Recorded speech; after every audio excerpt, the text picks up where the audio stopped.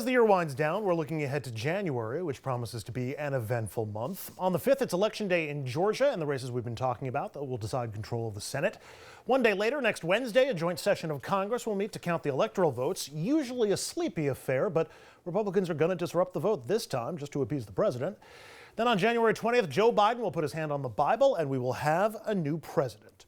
To discuss, we turn to Paul Waldman, opinion writer at The Washington Post. He recently spoke with our Richard French. Paul, I got to tell you, I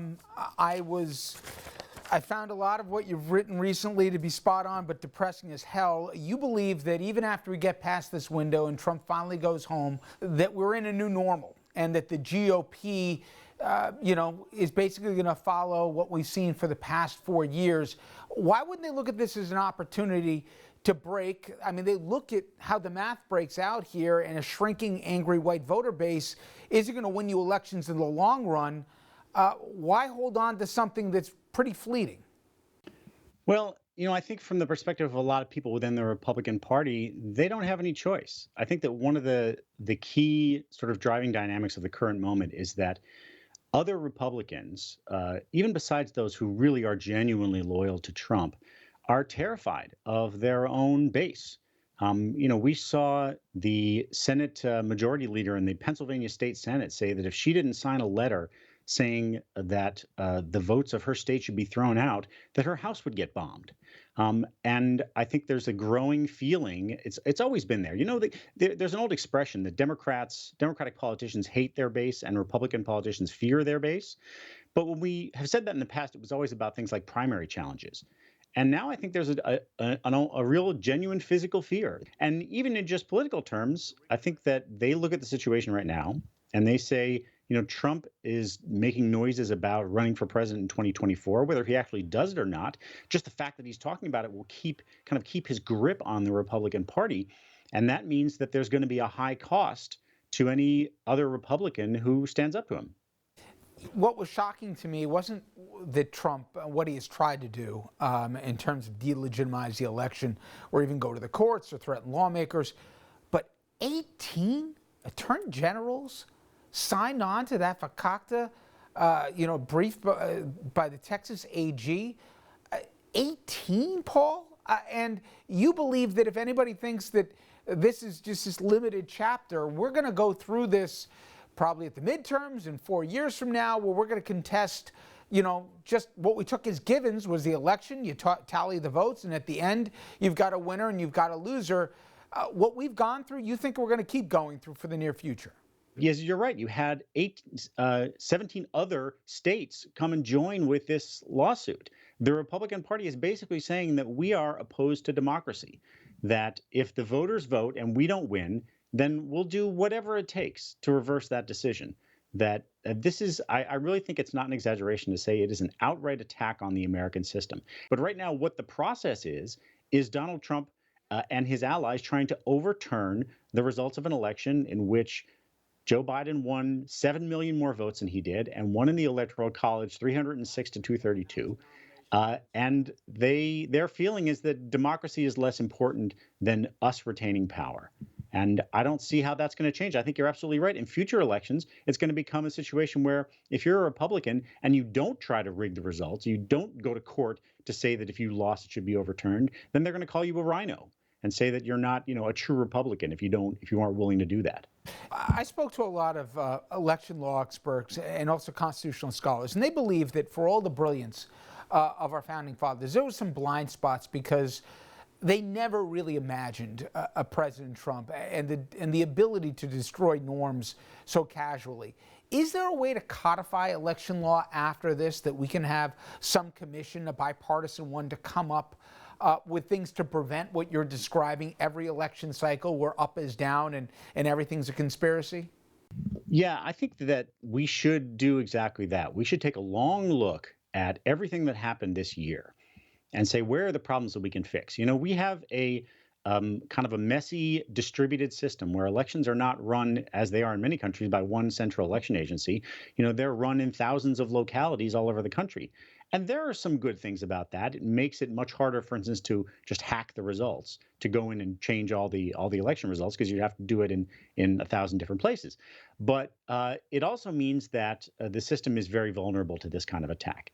And you're right. The founding fathers were not gods. They couldn't foresee every eventuality that might occur in a system that they were just creating for the first time. And so, they couldn't really anticipate someone like Trump coming along. But he has been, I think, very revealing for us in showing us the vulnerabilities of our system in all different kinds of ways when it comes to presidential power and elections. And I think it would be a great service to have some kind of a bipartisan commission that says these are the 20 different things that went wrong in the 2020 election and the vulnerabilities that were exposed. And so now we need to create laws and give states resources, whatever is necessary, in order to make sure that everyone can vote and the votes are counted accurately, and that we don't go through this again. Paul, speaking of bipartisan, President-elect Biden's already indicated that he's going to reach back to his years of experience in the Senate and his relationships with, among others, Mitch McConnell, in an attempt to reach across the divide. I know you've written that this has been tried before. It never works. It's a waste of time. Isn't it even important, though, optically, for, especially for the contrast from what we've seen for the last 4 years, that there's a perception of an adult in the room, that they're trying to do something, especially in a divided government? Or do you think, why bother? Well, Joe Biden says a lot that he's going to be the president for all Americans, even those who didn't vote for him. And just that is an extraordinary contrast with Donald Trump. I always think back to just after he won the election, he went on what he called a victory tour of just the states that he won, ignoring all the other states. And that kind of set the tone for his administration, where if you're his supporter, he loved you. And if you were not one of his supporters, you could basically go to hell. And I think it is important for the president to adopt a different tone. And so when Joe Biden comes out and talks about unity, talks about reaching out to people outside of his party, I think that's an important thing for the president to say. Now, when it comes to actual practical means of working together with the other party, I think you have to be realistic that there is not going to be almost anything that Mitch McConnell and the Republicans are going to want to work with when it comes to President Biden. They were very successful when Barack Obama was president in just putting up a wall of opposition against everything Obama wanted to do. It worked out great for them. And one of the things that McConnell realized is that the voters don't really care about process, and they're not going to punish you for being too obstructionist. They're just going to have this perception that, well, Washington doesn't work. And who are they going to blame for that? They're going to blame the president, whether it's his fault or not. And so McConnell realized that they could get away with a lot, and they could deprive Obama of victories, and in the end, they would be the ones who benefited. And they were. They took back the House in 2010, they took back the Senate in 2014, and then they won the White House in 2016. So there's no reason to think that they're not going to do exactly the same thing now.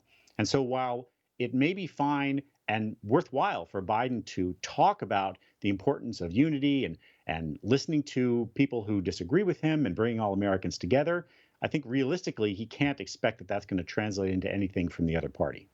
I remember before the election and the predictions as to the gains in the Senate for Democrats, let alone even the expanded House majority, that if the Democrats were sitting with 53, 54 Senate seats, let alone the White House, it would be the perfect opportunity to revisit statehood for Puerto Rico and D.C., talk about packing the courts here, reimagining the Electoral College. And I remember, Paul, viscerally, I was like, wait a minute. Now we're going to be playing the same set of rules as these guys. That's not good for a democracy. But it always seems in a game of chicken, the Democrats aren't just worried about running into, the oncoming train. It's that they're thinking about the republic when the other side isn't.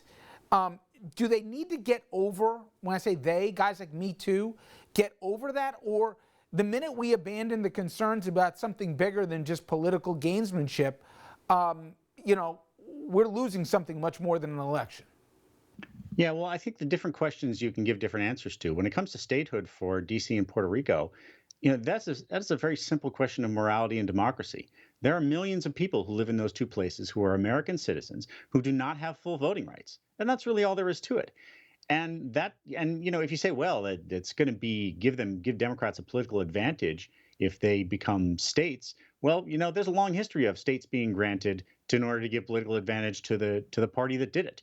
That's been the case many times in American history before. But the fact of it is that if you believe in democracy, you should believe that those Americans should have full voting rights.